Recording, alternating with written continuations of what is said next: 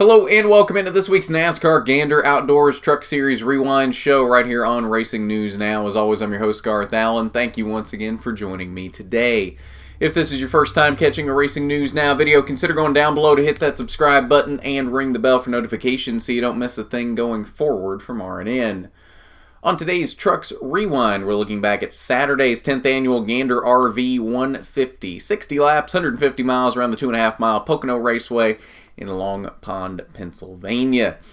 This race, in the very beginning, started off a lot more exciting than the ARCA race was yesterday. The ARCA race really didn't have anything happening yesterday, but we at least got some excitement in the early laps, and then things kind of calmed down for the rest of the race. We had 2 cautions extremely early in this race. 4 cautions total for a total of 12 laps. 2 of those, of course, being the stage breaks. The first one came on lap 1. We didn't even make it into turn 1 when Stewart Friesen spun into turn 1. He went extremely shallow into turn 1, didn't quite have the angle to get into turn 1 correctly, loops it around, kind of caught the apron just a bit, loops it around, and ends up catching the 15 truck of Anthony Alfredo as he comes up the track and backs into the wall. So 2 trucks involved in this one, the 52 of Friesen and the 15 of Anthony Alfredo. Coming into this race, Friesen had a pretty good gap on the cutoff line for the playoffs. This did not help that situation for him. On the restart, we didn't even make it through turn 1 again on the restart after this. Another caution at lap 7 as the 28 of Brian Doza goes around in turn 1. Now, we also had a spin on the restart off of the Doza caution, but that did not bring out the caution. Bailey Curry also spun into turn 1 on the restart from that second caution. Did not make contact with anything, though, and NASCAR deemed it not worthy of a caution, so we continued racing. And the Doza caution would be the final caution for an incident in this race. Stage 1 concluded at lap 15 with Ross Chastain taking the Stage 1 victory. Again, no incidents in Stage 2. That concluded at lap 30 with Harrison Burton taking the Stage 2 victory. Also no incidents in Stage 3. 3 lead changes among 2 drivers in this race. Austin Hill started from the pole but did not lead any laps. Ross Chastain had gotten out to the lead by the time that first caution for Stewart Friesen had come out. Chastain led the first 26 laps before giving it up to Harrison Burton for 6 laps. Burton led for 6 laps until the stage break for Stage 2 when Ross Chastain reassumed the lead and never looked back. Ross Chastain picks up his 3rd victory of the season. An incredible drive out of Ross Chastain. There was no touching Ross Chastain in this race. Let's be completely honest. Ross Chastain was in a league of his own. Tyler Ankrum maybe kind of had the speed for him at the end of the race, just didn't quite maybe have the time to get to him at the end of the race, and things just kind of evened out there at the end. Ankrum could get within about a second or 2 of him, but then never really could close any further than that. Chastain, though, led 54 of the race's 60 laps in this race. Harrison Burton, of course, leading the other 6 there in the middle of the race. Just an incredible drive out of Ross Chastain. That's what we see every time we see a Ross Chastain win, is he just absolutely goes out and flat dominates the race. Well, it's either one of 2 things. He'll either dominate the race or he'll sneak in there right at the end and somehow pull out a win that we didn't expect him to pull out. That's been the 2 scenarios for Ross Chastain. And this was one of those where he absolutely just flat dominated this race. Ankrum did come home in the 2nd position. Harrison Burton came home in 3rd with Stewart Friesen's issues. A 3rd place finish is very good for Harrison Burton. I know we said last week that, or I guess it's a couple weeks ago now in Kentucky, that it looked like Harrison Burton really needed a win. He was 44 points out of the playoffs coming into this race, and it looked like he really needed a win with 3 races left in the regular season. With 2 races left now, and Burton finishing 3rd, and we'll see Stewart Friesen much further down the order here in a moment, Harrison Burton has a much more manageable gap now heading into the next 2 races, and he doesn't necessarily need a win, although I think he probably still should win just to be safe. That team can win. It's just a matter of Harrison putting that truck in victory lane. A good run for Christian Eckes in 4th. Remember, winner from Friday's ARCA race. And Brett Moffitt rounded out the top 5. Rest of your top 10 were Matt Crafton, Todd Gilliland, Johnny Sauter, Ben Rhodes, and Grant Enfinger.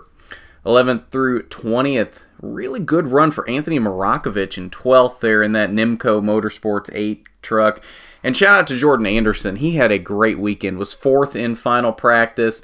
Really, didn't have race-winning speed, but had a really good truck. And was up there running top 15 most of the day. In fact, even got some stage points in Stage 2, finished 9th in Stage 2. So a good weekend for Jordan Anderson in Pocono. Natalie Decker almost picked up a top 15 today. She came home in the 16th position. 21st through 30th, Bailey Curry, after his spin early, never quite was able to recover. 2 laps down in 23rd for Bailey Curry. Sheldon Creed ended up with an oil leak late in the race. He ended up 4 laps down in the 25th position. And Austin Hill had clutch issues. He only made it 21 laps after starting from the pole.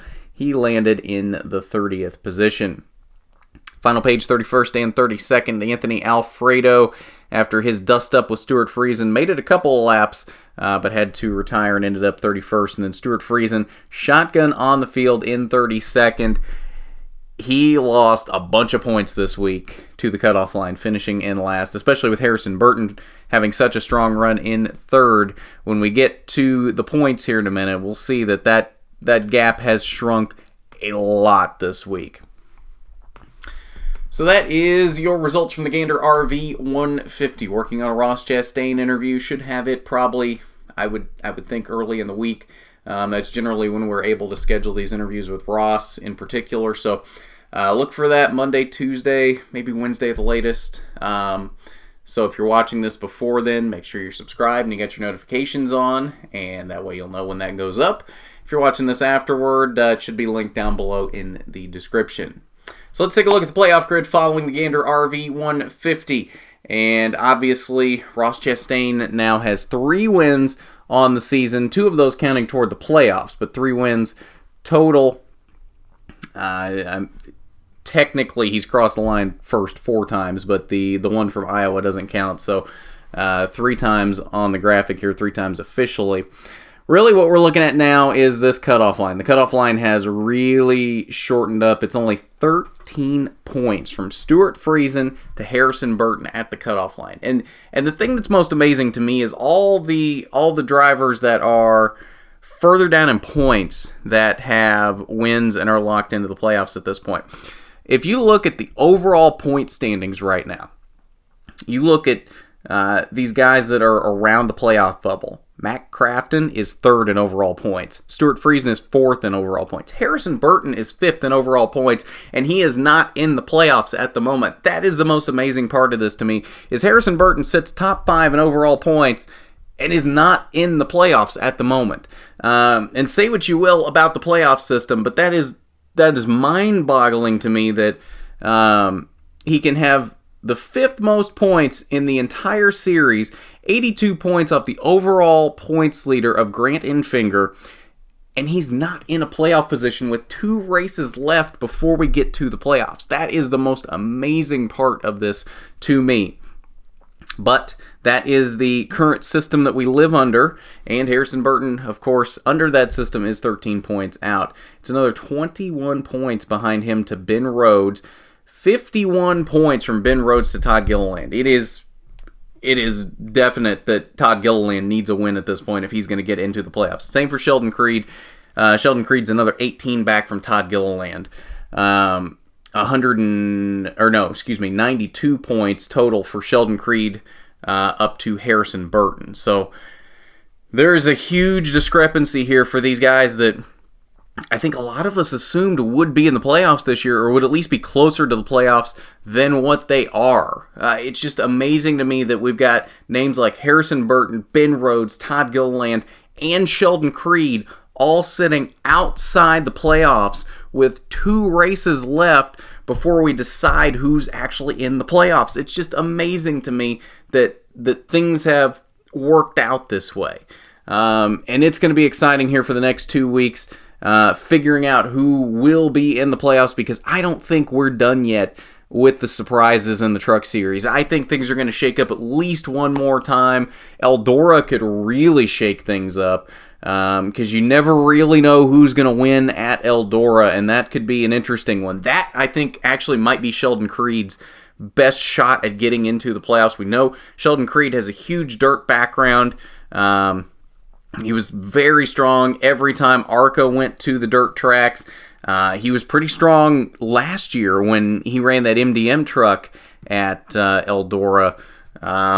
So I wouldn't count Sheldon Creed out yet. He may be 105 points below the cutoff line now, 105 points behind Stuart Friesen, but I wouldn't count him out. I think Sheldon knows that Eldora is probably his best chance to get into the playoffs, and I would imagine, especially now that he's back with crew chief Jeff Stankiewicz, who he went on to an ARCA championship with last season, I think those two are really going to put a lot of emphasis on Eldora this week, and I think we might see Sheldon Creed win at Eldora, and that could really flip things on its head again, because that would just shake things up even more here with one race remaining after Eldora before the playoffs. So the Truck Series playoff picture is wild this year.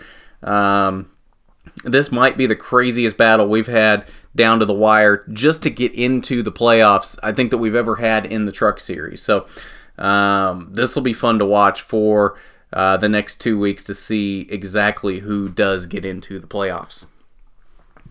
But that is your playoff grid following the Gander RV 150, and I think that'll do it for us on this Trucks Rewind. ARCA Rewind and a K&N Rewind already went up for this weekend. ARCA from Pocono, K&N from Iowa, and then we had a winter interview for the ARCA race that went up as well, so go check those out if you haven't already. Xfinity Rewind coming up here very shortly for their race from Iowa earlier today, and then a Cup Rewind for their race in Pocono tomorrow, coming up late tomorrow night, Sunday night, probably actually technically Monday morning after midnight if you're on the East Coast. So look out for that. Still got a couple more things coming up this weekend for you. And then, of course, trucks are at Eldora on Thursday. That'll be an exciting one. Like I said, I think Eldora could really shake things up. I think Sheldon Creed has a good shot at winning that one and playing spoiler once again to this playoff picture, and really shaking things up again, as Ross Chastain and Tyler Ankrum already have shaken up this playoff picture. I think Sheldon Creed could shake it up once again once we get through Eldora. It'll be exciting to see what happens on Thursday. So if you haven't done it already, you need to go down below, hit that subscribe button, ring the bell for notifications so you don't miss a thing going forward from RNN. While you're down there, why don't you hit that big thumbs up button if you like the video. It is much appreciated when you do. But at that, this has been the NASCAR Gander Outdoors Truck Series Rewind Show. I'm Garth Allen for Racing News Now.